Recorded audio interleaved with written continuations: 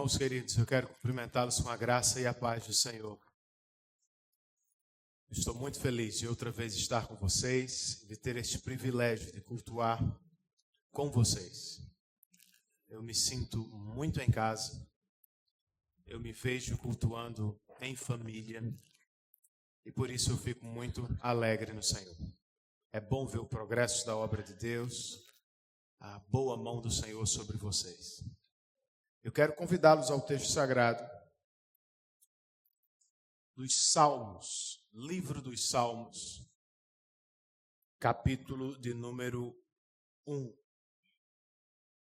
Ou melhor, corrigindo, só o Salmo de número 1. O professor de seminário me ensinou que os Salmos não têm capítulos, só tem números. Não sei se ele está certo, mas Salmo de número 1. Vamos ler o Salmo, irmãos. Salmo de número 1. Na versão que eu tenho em mãos, a Nova Versão Internacional, o texto sagrado diz assim: como é feliz aquele que não segue o conselho dos ímpios, que não imita a conduta dos pecadores, nem se assenta na roda dos zombadores. Ao contrário, sua satisfação está na lei do Senhor, e nessa lei medita dia e noite.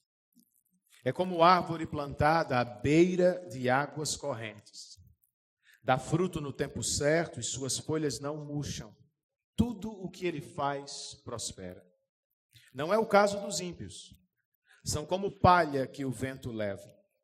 Por isso os ímpios não resistirão no julgamento, nem os pecadores na comunidade dos justos. Pois o Senhor aprova o caminho dos justos, mas o caminho dos ímpios leva à destruição. Vamos orar? Senhor, nós nos aproximamos de Tua palavra como o desejo de ouvir a Tua voz. Mas lembramos que Tu falas e que Tu falas na palavra. Espírito Santo da palavra, nós rogamos por Tua assistência e Te pedimos que o Senhor nos ilumine, nos dando entendimento e, mais do que isso, promovendo em nossos corações pronta obediência à Tua palavra. E dá que assim, na obediência à Tua palavra, desfrutemos da maior alegria que há, comunhão contigo. Oramos assim, certos de Tua assistência, Espírito. Em nome de Jesus. Amém.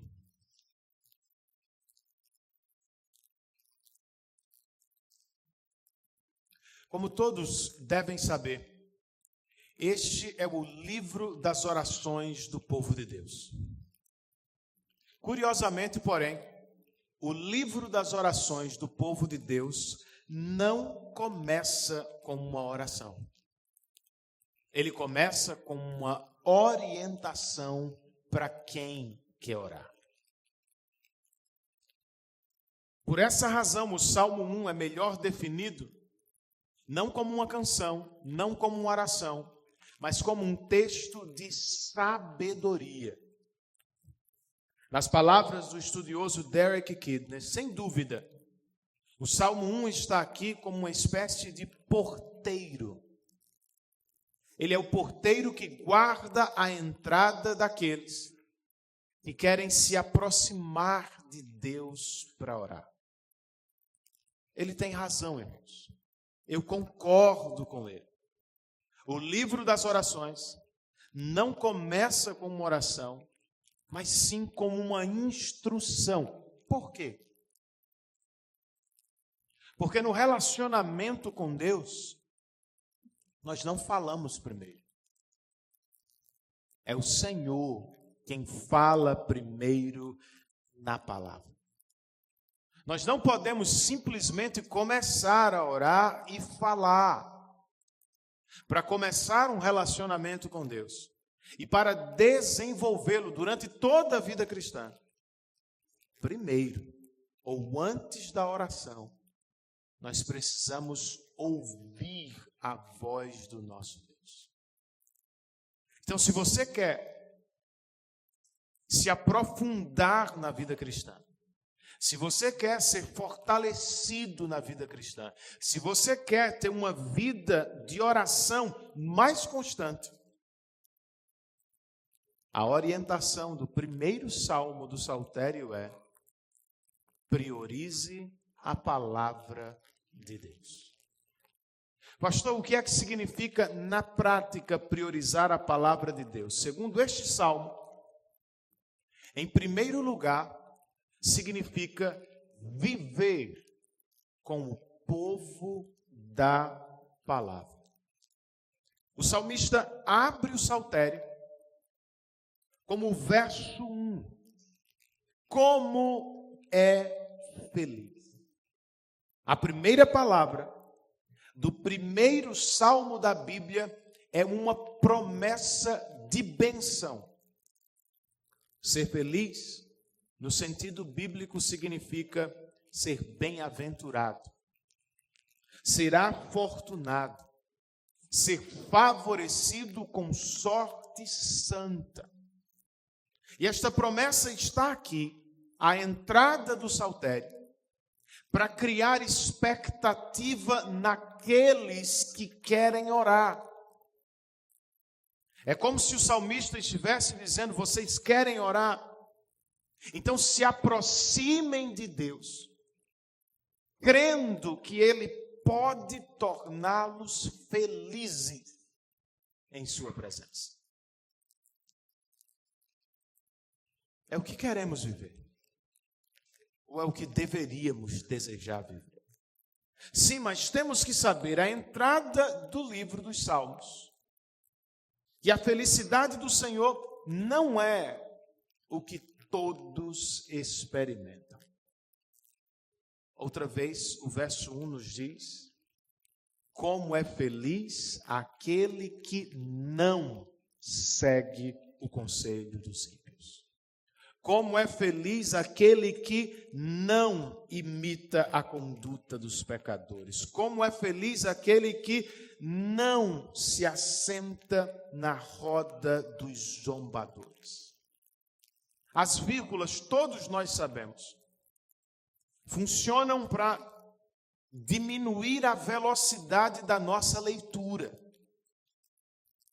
As vírgulas nos ajudam a respirar enquanto lemos. A vida feliz prometida neste primeiro salmo não é para os que seguem os conselhos dos ímpios, vírgula. Não é para aqueles que imitam a conduta dos pecadores, vírgula. Não é para aqueles que se sentam na roda dos zombadores. Mais do que nos ajudar a respirar, as vírgulas nos ajudam a refletir no que estamos lendo. Ouvir, imitar, sentar. Primeiro você ouve as promessas do mundo, depois você toma o caminho do mundo, e por fim, quando percebe, você se senta, ou já sentou, e aceitou o mundo como se ele fosse o seu mundo. Pode parecer normal para muitos, mas para o salmista a verdade é a seguinte: não há felicidade para quem ouve o mundo, para quem imita o mundo, para quem se senta com o mundo. Será que esse não é o nosso problema, gente? Por que não somos mais felizes no Senhor? O que será que tem atrapalhado o nosso contentamento em Deus? A resposta do primeiro verso, do primeiro salmo é: pode ser envolvimento com o mundo.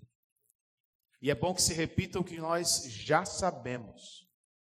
Mundanismo não é tanto uma coisa que fazemos: trabalhar, jogar, brincar, se divertir, cantar, comer, beber. Não.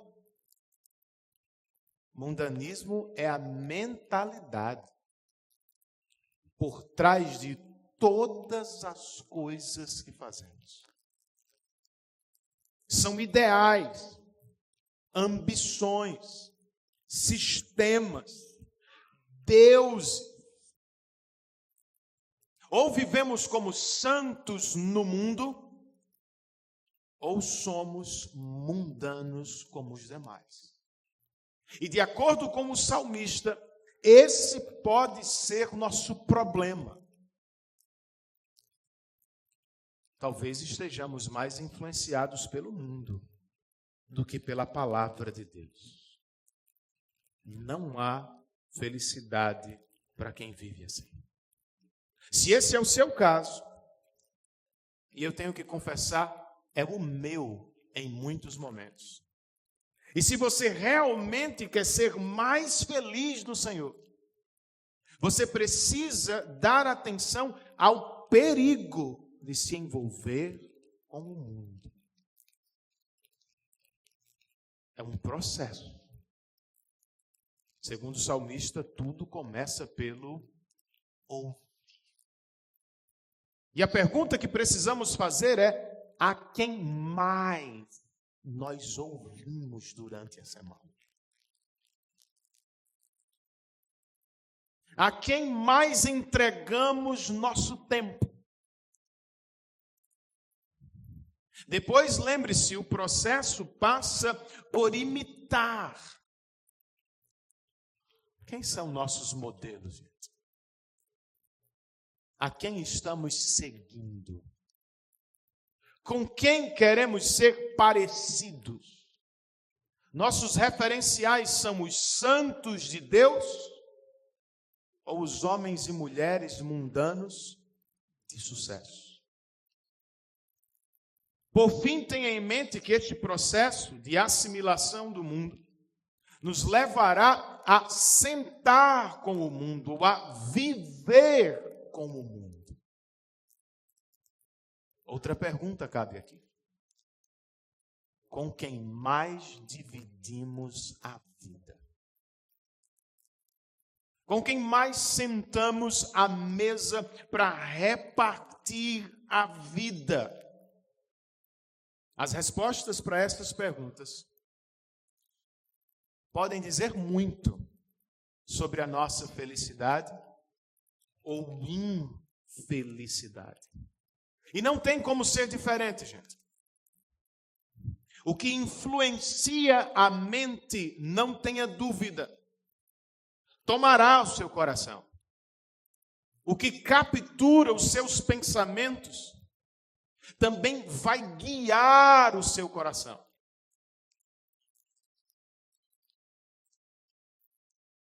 O que molda a mente determina também a sua vida. Por isso, se realmente queremos ser felizes no Senhor, nós precisamos priorizar o povo do Senhor. Eu não estou dizendo que não podemos ter amigos não cristãos, ou que não deveríamos viver com pessoas mundanas. Seria impossível. Nós vivemos com elas o tempo todo. Mas jamais deveríamos esquecer. Enquanto vivemos com não cristãos, nós deveríamos estar em missão. Não é o nosso mundo. Não é a nossa família. Não é o nosso reino. O nosso mundo, valores, ideais, ambições, está na palavra de Deus. Nossa família, com quem viveremos para todo sempre, está na igreja de Deus. Nosso reino, irmãos, é o reino de Deus, que toma mente e coração à medida que conhecemos e nos submetemos aos ensinos do Rei Jesus. Para tanto, nós precisamos nos dedicar mais à palavra do Rei. E a igreja é parte imprescindível deste apropriar-se da palavra.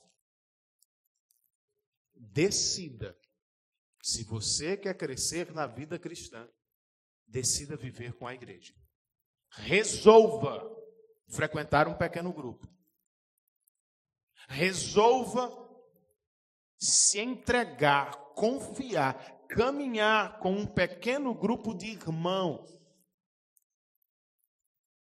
que também amam a palavra, que também imitam o que a palavra diz, que também querem a felicidade espiritual. Felicidade no Senhor é um projeto comunitário. Priorizar a palavra é viver com o povo da palavra. Em segundo lugar, priorizar a palavra significa dedicar-se à meditação na palavra. O verso 2 registra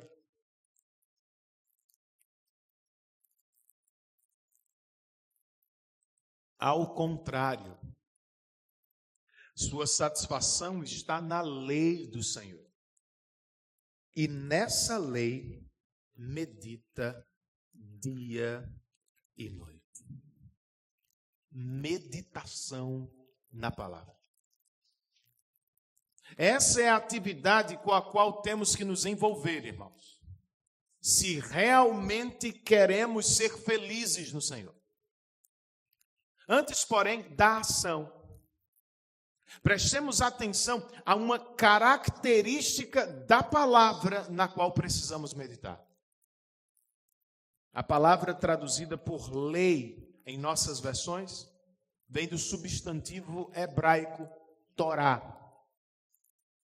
Os 5 primeiros livros da Bíblia, às vezes são chamados de Torá, porque lá está a lei do Senhor dada a Moisés.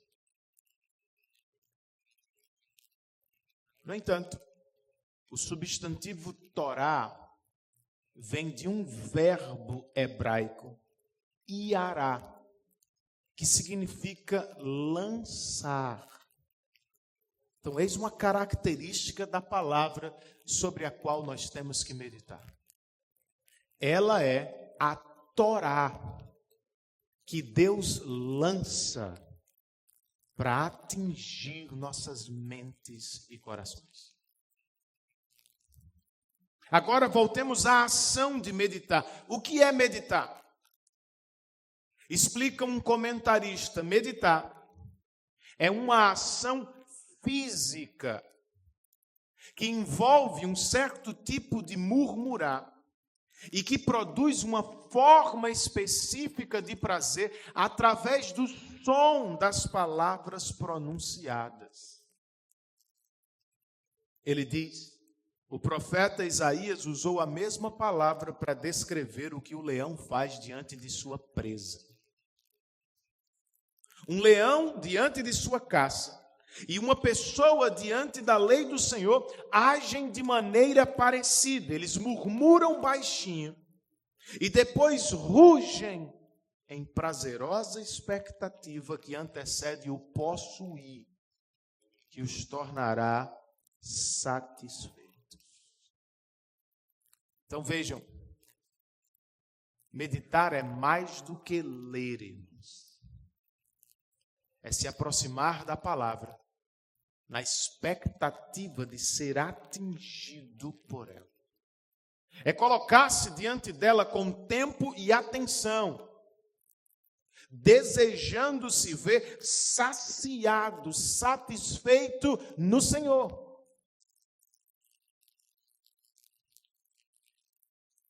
É isso sobre a ação. Mas como estamos em um livro de poesia, nós não poderíamos passar sem uma imagem. A quem vamos comparar? Um crente feliz no Senhor, que medita em sua palavra dia e noite. Verso 3. Este crente é como uma árvore plantada à beira de águas correntes. Dá fruto no tempo certo e suas folhas não murcham. Tudo o que ele faz prospera. Qual é a importância dessa imagem, gente? O que é que o salmista quer nos comunicar com ela? Entenda.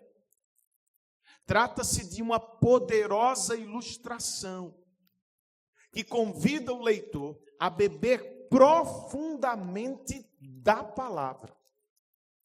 É como se a árvore se tornasse um pregador e nos dissesse, se não se distraírem com o mundo, e se vocês realmente meditarem na lei do Senhor dia e noite, vocês serão parecidos comigo. Terão raízes plantadas às margens do rio de Deus. E independentemente de onde estiverem, vocês serão felizes. Seus frutos serão deliciosos, suas folhas serão lindas. Tudo o que fizerem no Senhor terá bom êxito. Preste atenção. É a isso que chamamos na Bíblia de prosperidade. Os que meditam na palavra de Deus são como uma árvore forte, linda e frutífera. Em outras palavras, estamos falando de estabilidade, piedade e crescimento.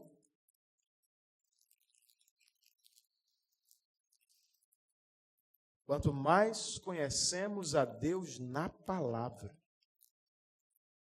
mais fortes estaremos para enfrentar as estações difíceis da vida.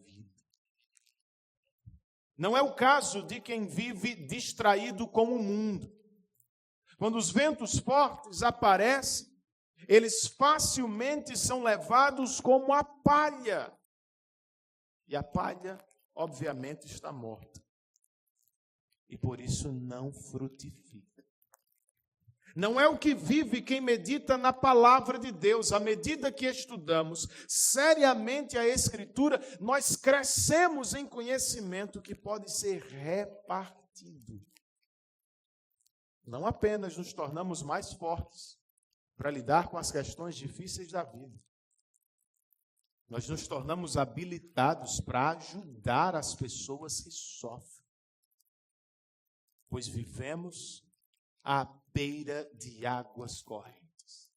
Quanto mais bebemos da água de Deus, mais somos transformados, santificados, tornados pessoas felizes no Senhor. E preste atenção, não estou falando de ouvir a palavra de vez em quando.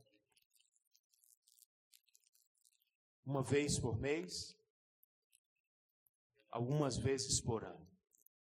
Eu estou falando de viver na palavra. Assim como esta árvore está plantada às margens de águas correntes. Faça o teste, amigo. Viva na palavra nos próximos meses.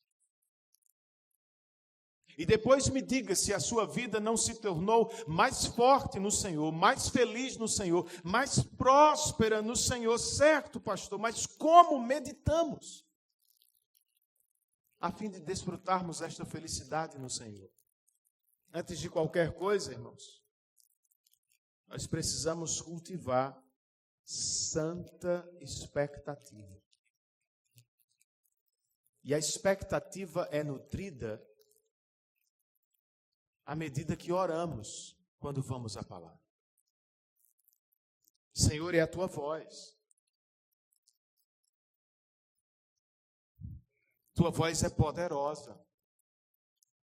O Senhor pode me alcançar no mais íntimo do meu ser. O Senhor pode descortinar o que nem eu conheço. O Senhor pode transformar a minha vida. Então,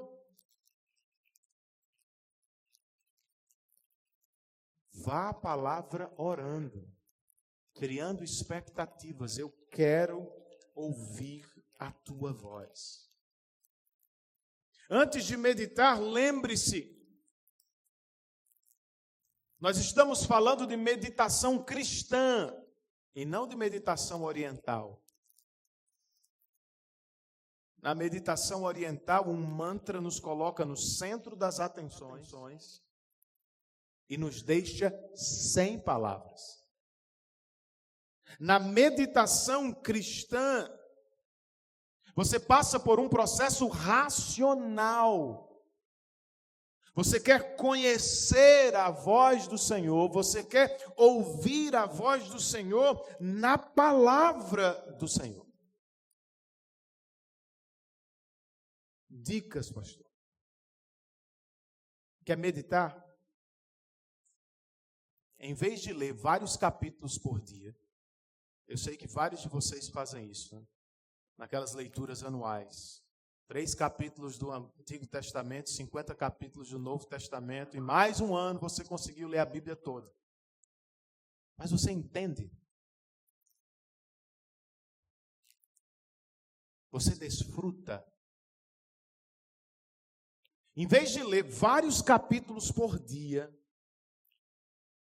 minha sugestão é, leia um parágrafo por semana. O mesmo parágrafo várias vezes. Porque meditar, irmãos, na palavra não é como rastelar o jardim. Não tem por propósito cuidar da superfície. Meditar na palavra é como cavar em busca de pedras preciosas. Não dá para fazer correndo. Esta leitura não é a mesma leitura que fazemos do jornal. Não é a consulta que você faz sobre o time de futebol. Aqui merece mais tempo. Você precisa ir devagar. Precisa fazer perguntas diferentes. Lendo o texto, pergunte-se: o que está em volta dele? Qual é o seu contexto? Quem está falando? Para quem se está falando? Sobre o que está falando? Depois tente entender a mensagem do texto. Qual é a mensagem deste texto? Este texto é um mandamento? É uma repreensão? É uma exortação? É uma promessa? Do que se trata o texto? Qual é a sua mensagem? Se puder, dê uma olhada ao final da página da sua Bíblia. Você vai encontrar referências. Vá a outros textos que estão falando sobre o mesmo assunto para enriquecer a sua meditação. E por fim, pergunte-se como é que eu posso aplicar o ensino deste texto à minha vida, à minha família, aos meus irmãos. Se é um mandamento, a aplicação passa por obediência. Simples assim. Só que obedecer não é simples. Entender talvez seja mais simples. Então a aplicação se ocupa com: por que eu não obedeço? Quais são os empecilhos? O que eu preciso para obedecer? Se o texto que você está estudando fala abertamente de um pecado, você sabe o que fazer: abandoná-lo. Por que você não consegue? Qual é a ajuda que você precisa? Qual é a decisão que você vai tomar que vai ajudá-lo a abandonar o pecado? Se o texto é uma promessa de Deus, a aplicação passa por apropriar-se dela. Mas não é simples assim. Jesus nos disse que não precisamos andar ansiosos porque Deus, o Pai, cuida de cada uma de nossas necessidades. Alguém aqui é livre de ansiedade? A aplicação passa por perguntas do tipo: o que tem promovido a ansiedade? A quem eu tenho ouvido mais? Estou eu confiando nas promessas do Senhor? Meditar é algo assim. Esse é apenas um dos modelos de meditação bíblica. Mas me deixe dizer uma coisa. Os modelos não são tão importantes. O importante mesmo é a prática de meditar na palavra de Deus. Meditar é mais ou menos como praticar um esporte. Você precisa de algumas regras, de algumas dicas básicas, de fundamentos. Mas você só vai crescer se praticar. Meditar na Bíblia exige prática. Nunca fez? Comece. Parou? Volte. Vamos resolver meditar na palavra a fim de sermos mais felizes do Senhor. Para terminar, queridos, o que é que significa priorizar a palavra, viver com o povo da palavra, meditar na palavra e, por fim, significa tomar o caminho da palavra. Verso 4, o salmista escreve: não é o caso dos ímpios. Eles são como a palha que o vento leva. É um contraste claro com a imagem do verso anterior. Quem medita na palavra do Senhor dia e noite é como a árvore plantada junto às águas correntes, que dá frutos bonitos no devido tempo e que suas folhas não murcham. Mas quem despreza a palavra,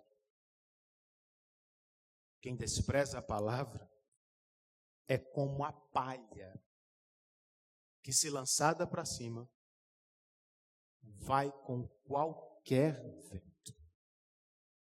Não há segurança em tal vida. Não há garantia de direção. A única garantia que o salmista está nos dando aqui é: quem escolhe desconsiderar a palavra não será tão feliz no Senhor. Por que não? Versos 5 e 6, e com isso nós nos aproximamos do fim.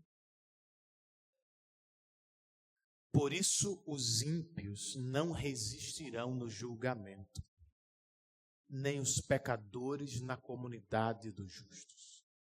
Pois o Senhor aprova o caminho dos justos, mas o caminho dos ímpios leva à destruição. A comparação aqui é entre o caminho dos justos e o caminho dos ímpios. Qual é o caminho dos ímpios, segundo este salmo? É o caminho da distração. É o ímpio que ouve o conselho de seus pares. É o ímpio que imita a conduta de seus pares. É o ímpio que se senta na roda de seus pares. Sabe qual é o resultado de tal vida, segundo este salmo? Distância de Deus em seu julgamento e do povo de Deus.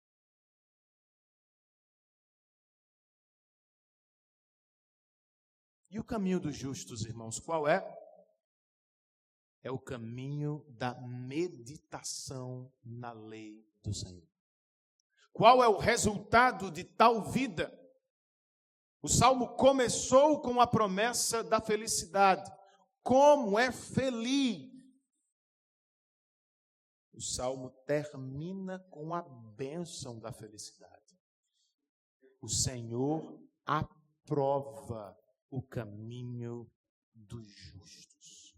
O verbo aprovar aqui significa muito mais do que receber uma nota depois de uma avaliação. Aprovar nesse texto significa ver, conhecer, cuidar de perto. Em outras palavras, o Salmo 1 está dizendo que os que meditam na lei do Senhor tornam-se alvo do cuidado de Deus. Deus conhece o caminho que tomam. Deus os vê enquanto caminham. Deus mesmo vai com os seus. É nesse sentido que eles são felizes e abençoados.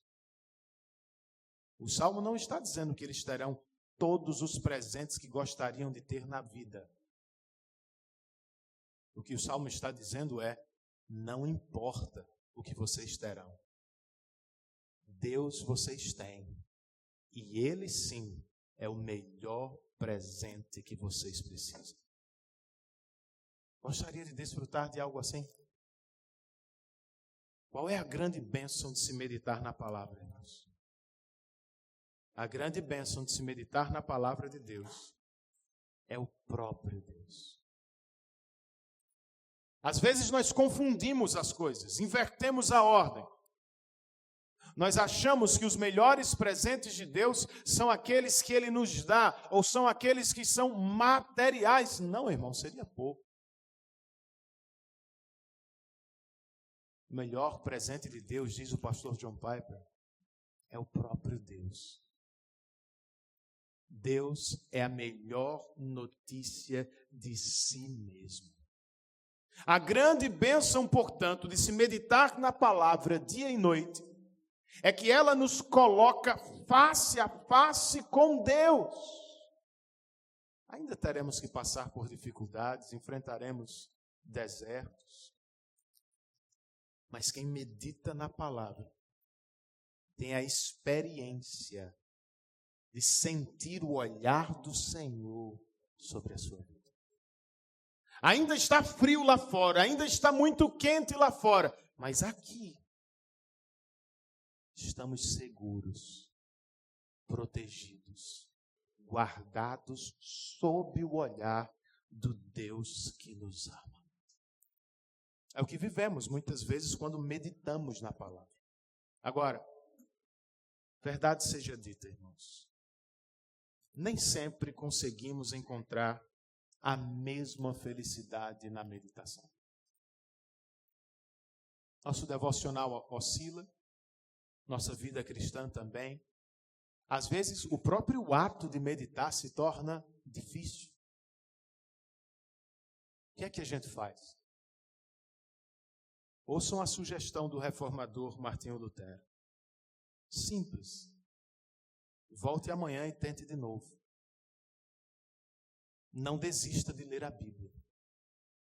Não abra mão de meditar na palavra. Em algum momento, o Espírito vai avivar o seu coração outra vez, mas isso se dá na palavra. Além disso, meditar na palavra encarnada de Deus pode ser uma grande ajuda. Jesus é o maior exemplo que temos. Pense aí na luta que ele travou com Satanás no deserto. Se lembram disso? Qual foi a arma de Jesus?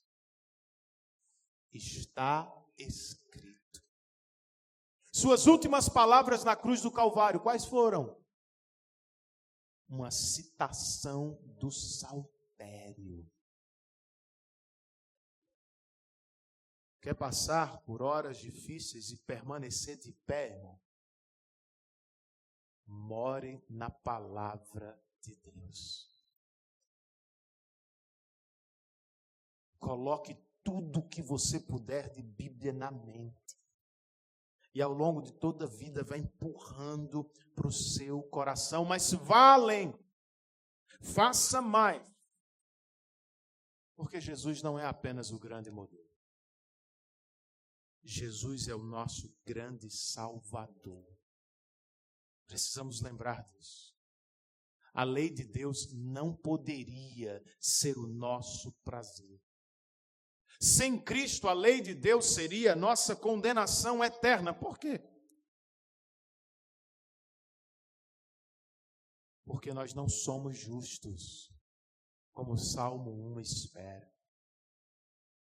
Deus não aprova os nossos caminhos sempre, toda vez.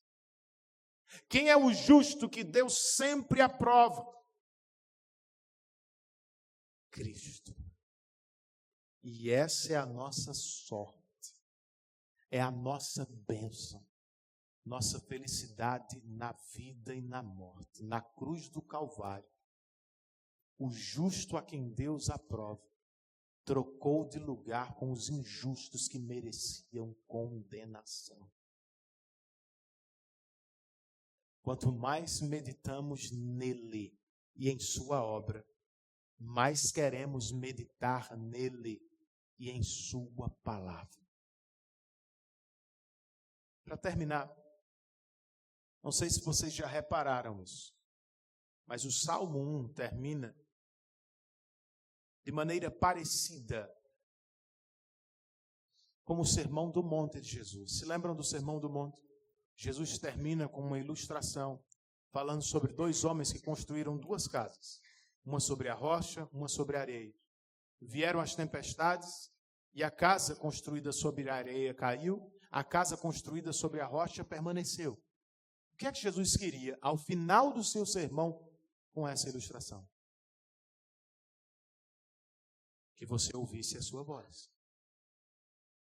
Que você construísse toda a sua vida sobre as palavras de Deus. O que é que o porteiro do saltério quer com o primeiro salmo? E com as imagens que ele descreve aqui? Que façamos o mesmo. Que você viva na palavra de Deus.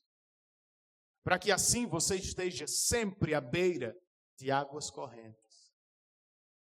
E que assim você seja levado à profundidade, à intimidade, à alegria espiritual no Senhor. Que o Senhor nos dê fé para nos apropriarmos desta verdade.